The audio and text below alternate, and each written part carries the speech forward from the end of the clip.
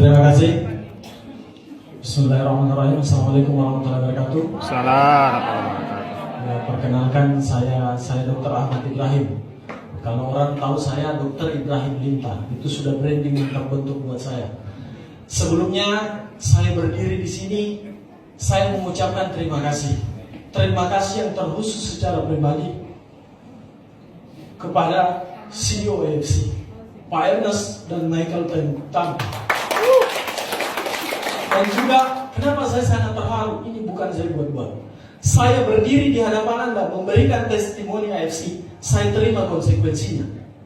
Kenapa? Saya adalah konsultan begini di network tempat lain. Saya konsultan nasionalnya. Tapi saya berbicara di sini, kenapa saya berani? Karena itu dari kata hati saya. AFC sangat luar biasa. Saya sangat berterima kasih.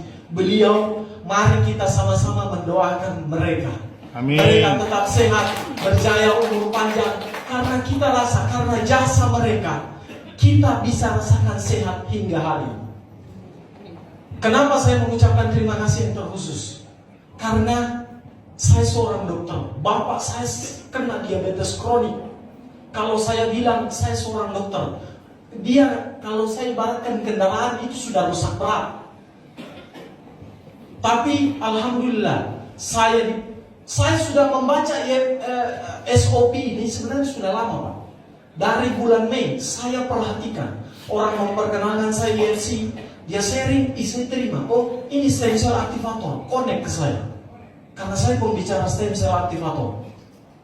Tapi saya mempelajari, yang buat saya respect adalah apa? Paten. Jadi Bapak dan beruntung bahwa kita bukan jual kecap. Saya respect sama yang dikatakan Pak Niko. Lebih baik kita bicara apa adanya daripada kita berbicara omong kosong, bohongi orang. Itulah yang membuat MLM di Indonesia rusak. Karena itu kita hanya lihat orang 1.650 closing sekian. Akhirnya dia tidak semua ada dibilang bohong. Akhirnya apa? Pak CEO dan upline yang lain yang tidak terlibat dengan Anda kena dosanya. Iya kan? Seperti itu. Nah, saya berbicara singkat. Bapak saya berikan. Awalnya SOP saya ragu. Makanya saya lama diskusi di rumahnya Pak Mansur. Saya bilang, Pak, mudah-mudahan ini SOP bisa membantu bapak saya. Bapak saya, glukosa puasanya itu 684. Glukosa puasa. HbA1c-nya sudah 16. Rusak berat itu. Dia punya pankreas. Saya bismillah, mudah-mudahan saya tanya, Pak, selesai lebaran saya belikan bapak saya cobakan 4 box 2 paket saya berikan ke bapak saya.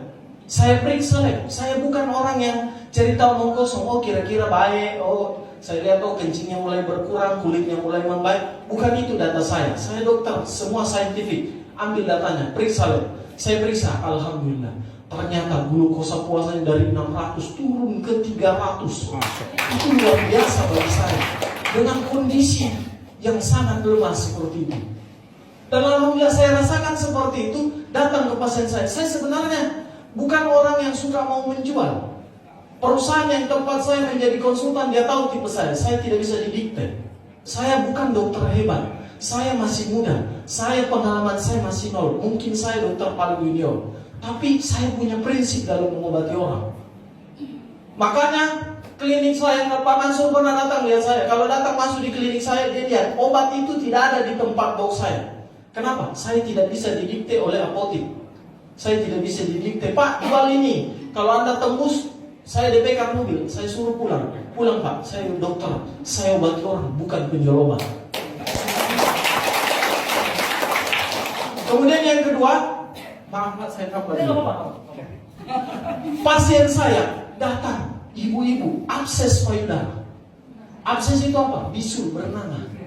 Sudah dioperasi, ternyata diangkat absesnya, ternyata ada tumor di payudaranya sebesar 4 kali 5 cm.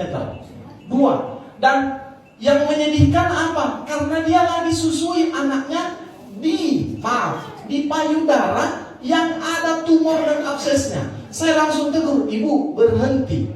Kanannya masih bisa, kanannya dok berhenti. Upayakan, distimulasi nanti akan bisa. Saya tekan ini, saya terapi, dia stop. Habis itu saya minta labnya. Bu, ada tidak labnya? Dia periksa, ada lab. Ternyata dia malignansi, sudah mengarah ke ganasan. Masya Allah. Sebesar 45 cm, saya pusing keliling. Saya mau suruh kemo, dia bilang dokter saya tidak mau. Saya bilang ibu ada ini. Saya bicara apa nanya, dok? Saya bilang bu pakai ini. Kira-kira berapa lama? Saya itu orang suka menarget tinggi.